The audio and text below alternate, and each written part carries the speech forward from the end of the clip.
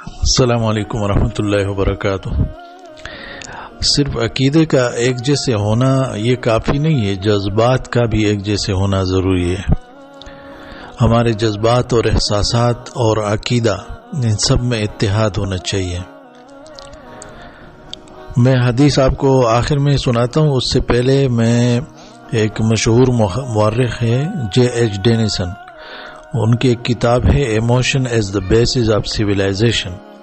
یہ مشہور کتاب ہے، علامہ اقبال نے بھی ایک جگہ اس کتاب سے طویل اقتباس دیا ہوا ہے۔ اس کتاب کے مقدمے میں جارج فوٹ مورے نے لکھا ہے، تہذیب کا نشوونما اسی صورت میں ممکن ہے کہ انسانوں کی زیادہ سے زیادہ تعداد کسی مقصد کے حصول کے لیے جد و جہد کرے۔ اس قسم کا اتحاد تنہا وحدت فکر کی بنا پر ممکن نہیں ہوتا، یہ اتحاد وحدتی جذبات و احساسات سے ممکن ہوتا ہے، جن سے انسانی فکر میں جذباتی تحرک پیدا ہوتا ہے اور وہ معتقدات اور مقاصد بن جاتے ہیں۔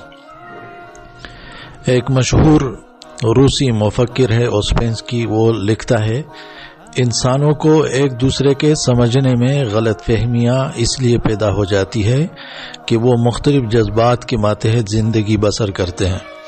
اگر ان کے جذبات میں ہم آہنگی پیدا ہو جائے تو وہ ایک دوسرے کو بالکل صحیح طور پر سمجھنے لگ جائیں۔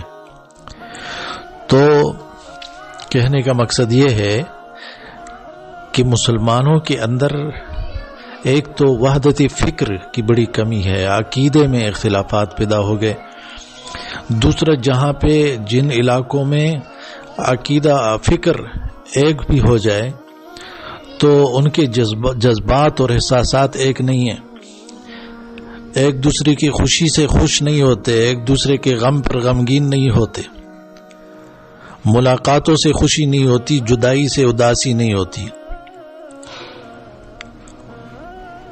تو فیلنگز ہونی چاہیے، ایموشنز ہونی چاہیے، بیلیف کے ساتھ ساتھ یہ ایموشنز اور فیلنگز یہ ضروری ہے۔ بخاری کی حدیث ہے، تم لوگ جنت میں داخل نہیں ہو سکتے ہو یہاں تک کہ ایمان نہیں لاؤ۔ لا تدخلوا الجنت حتی تؤمنوا، تم جنت میں داخل نہیں ہو سکتے ہو جب تک ایمان نہ لاؤ۔ وَلَا تُؤْمِنُوا حَتَّى تَحَابُّوا، مومن نہیں ہو سکتے ہو جب تک آپس میں محبت نہ کرو۔ تو ایمان کا ذکر کیا، محبت کا ذکر کیا۔ عقیدہ اور جذبات یہ اسٹرانگ ایموشن ہے، لو، محبت۔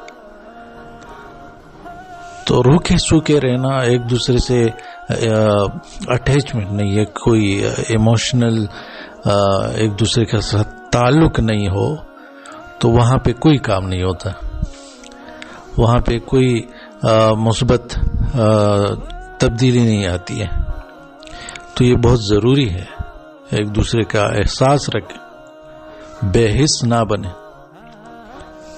اللہ تعالی مجھے اور آپ سب کو عمل کرنے کی توفیق عطا فرمائے۔